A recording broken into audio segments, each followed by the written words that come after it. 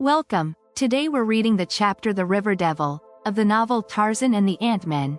Last time, Tarzan and his companions made a desperate escape towards a nearby forest, pursued by mounted warriors who seriously outnumbered them.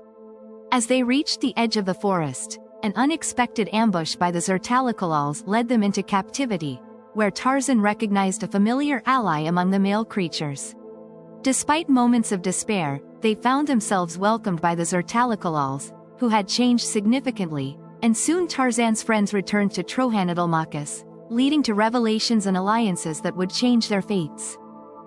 A Waziri, returning from the village of Obebe the cannibal, saw a bone lying beside the trail. This, in itself, was nothing remarkable. Many bones lie along savage trails in Africa. But this bone caused him to pause. It was the bone of a child. Nor was that alone enough to give pause to a warrior hastening through an unfriendly country, back toward his own people. But Ursula had heard strange tales in the village of Obebe the cannibal, where rumor had brought him in search of his beloved master, the big Bwana. Obebe had seen, nor heard nothing of Tarzan of the apes. Not for years had he seen the giant white. He assured Ursula of this fact many times. But from other members of the tribe, the Waziri learned that a white man had been kept a prisoner by Obebe for a year or more, and that some time since he had escaped. At first Ursula thought this white man might have been Tarzan, but when he verified the statement of the time that had elapsed since the man was captured, he knew that it could not have been his master, and so he turned back along the trail toward home. But when he saw the child's bone along the trail several days out, he recalled the story of the missing Uha, and he paused, just for a moment, to look at the bone. And as he looked, he saw something else, a small skin bag, lying among some more bones a few feet off the trail. Ursula stooped and picked up the bag. He opened it, and poured some of the contents into his palm. He knew what the things were, and he knew that they had belonged to his master. For Ursula was a headman who knew much about his master's affairs. These were the diamonds that had been stolen from the big Bwana, many moons before, by the white men who had found Opa. He would take them back to the big Bwana's lady. 3 days later, as he moved silently along the trail close to the great thorn forest, he came suddenly to a halt, the hand grasping his heavy spear tensing in readiness. In a little open place he saw a man, an almost naked man, lying upon the ground. The man was alive. He saw him move. But what was he doing? Ursula crept closer, making no noise. He moved around, until he could observe the man from another angle, and then he saw a horrid sight. The man was white, and he lay beside the carcass of long-dead buffalo, greedily devouring the remnants of hide that clung to the bleaching bones. The man raised his head a little, and Ursula, catching a better view of his face, gave a cry of horror. Then the man looked up and grinned. It was the big Bwana. Ursula ran to him and raised him upon his knees, but the man only laughed and babbled like a child. At his side, caught over one of the horns of the buffalo, was the big Bwana's golden locket with the great diamond set in it. Ursula replaced it about the man's neck. He built a strong shelter for him nearby and hunted food, and for many days he remained until the man's strength came back. But his mind did not come back, and thus, in this condition, the faithful Ursula led home his master. They found many wounds and bruises upon his body and his head, some old, some new, some trivial, some serious. And they sent to England for a great surgeon to come out to Africa and seek to mend the poor thing that once had been Tarzan of the apes. The dogs that had once loved Lord Greystoke slunk from this brainless creature. Jadbalja, the golden lion, growled when the man was wheeled near his cage.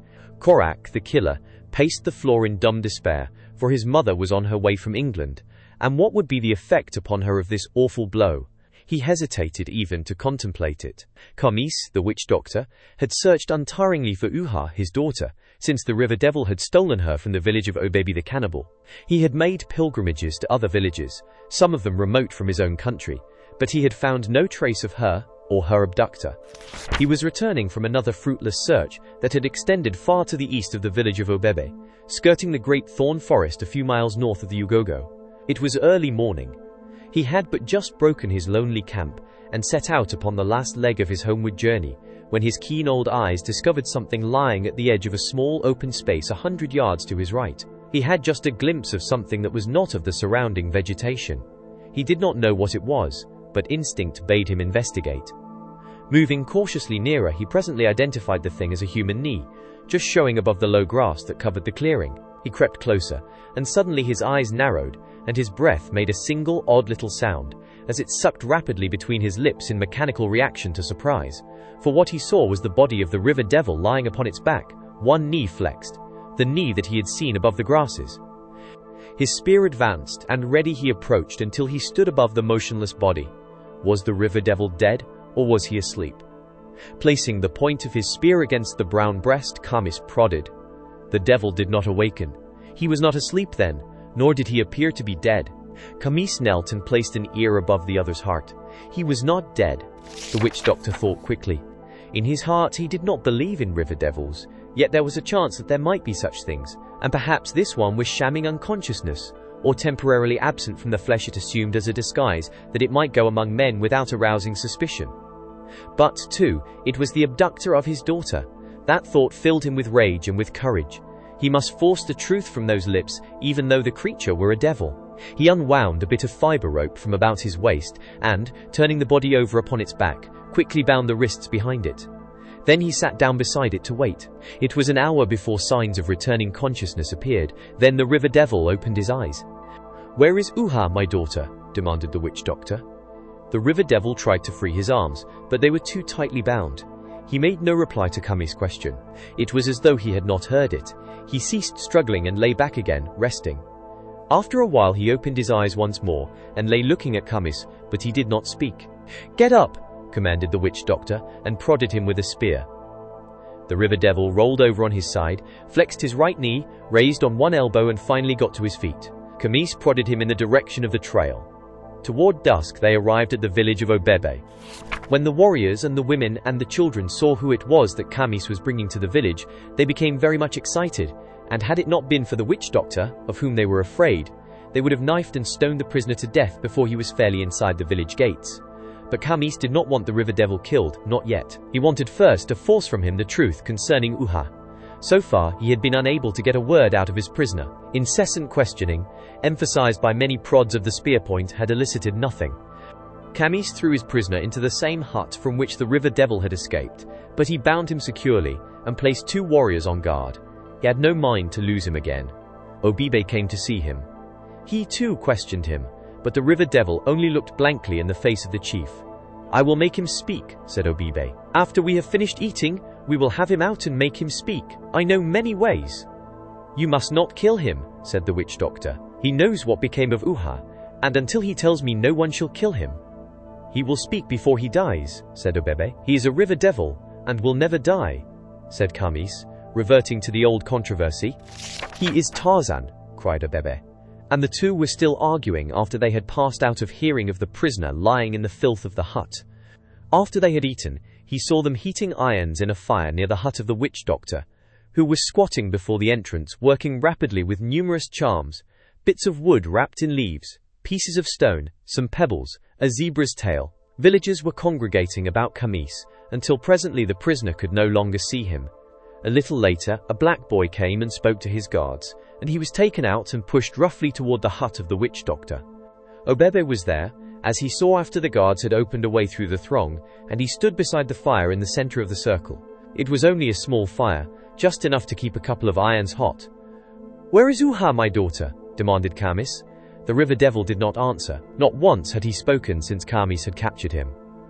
"Burn out one of his eyes," said Obebe. "That will make him speak." "Cut out his tongue," screamed a woman. "Cut out his tongue." "Then he cannot speak at all, you fool," cried Khamis. The witch doctor arose and put the question again, but received no reply. Then he struck the river devil a heavy blow in the face. Khamis had lost his temper, so that he did not fear even a river devil. "You will answer me now," he screamed, and stooping he seized a red-hot iron. "The right eye first," shrilled Obebe. The doctor came to the bungalow of the ape-man. Lady Greystoke brought him with her. They were 3 tired and dusty travellers, as they dismounted at last before the rose-embowered entrance. The famous London surgeon, Lady Greystoke, and Flora Hawkes, her maid. The surgeon and Lady Greystoke went immediately to the room where Tarzan sat in an improvised wheelchair. He looked up at them blankly as they entered. "Don't you know me, John?" asked the woman. Her son took her by the shoulders and led her away, weeping. "He does not know any of us," he said. "Wait until after the operation, mother, before you see him again. You can do him no good, and to see him this way is too hard upon you." The great surgeon made his examination.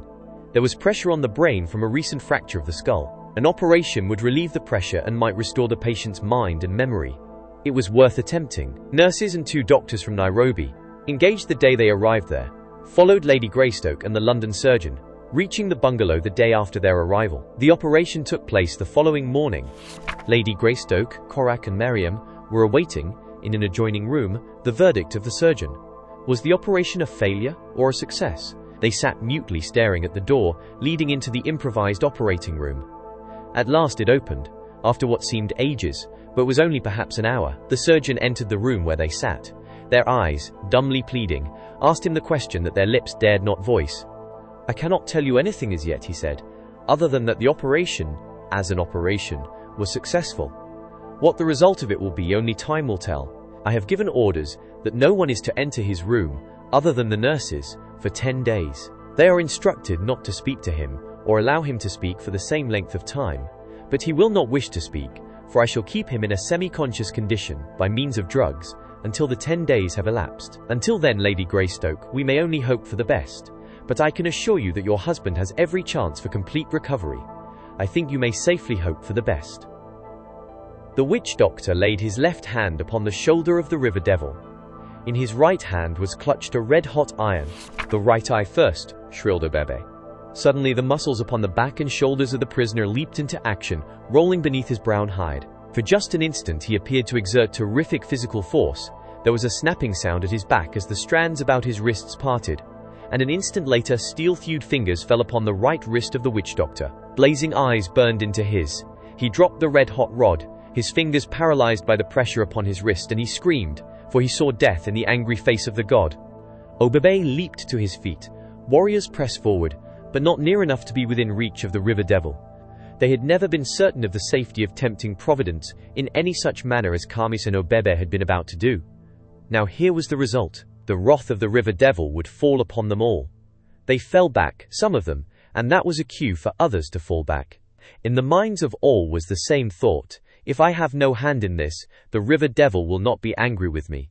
Then they turned and fled to their huts, stumbling over their women and their children who were trying to outdistance their lords and masters. Obebe turned now to flee also, and the river devil picked Kamis up and held him in 2 hands high above his head and ran after Obebe the chief. The latter dodged into his own hut. He had scarce reached the center of it when there came a terrific crash upon the light, thatched roof, which gave way beneath a heavy weight. A body descending upon the chief filled him with terror. The river devil had leaped in through the roof of his hut to destroy him.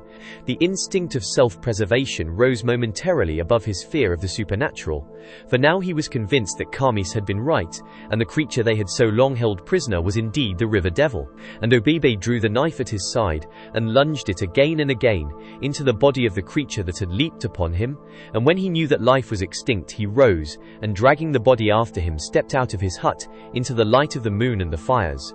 "Come, my people," he cried, "you have nothing to fear, for I, Obebe, your chief, have slain the river devil with my own hands." And then he looked down at the thing trailing behind him and gave a gasp, and sat down suddenly in the dirt of the village street, for the body at his heels was that of Kamis, the witch doctor. His people came, and when they saw what had happened, they said nothing, but looked terrified. Obebe examined his hut and the ground around it. He took several warriors and searched the village. The stranger had departed. He went to the gates. They were closed, but in the dust before them was the imprint of naked feet, the naked feet of a white man. Then he came back to his hut, where his frightened people stood waiting him. Obebe was right, he said. The creature was not the river devil. It was Tarzan of the apes, for only he could hurl Kamis so high above his head that he would fall through the roof of a hut, and only he could pass unaided over our gates.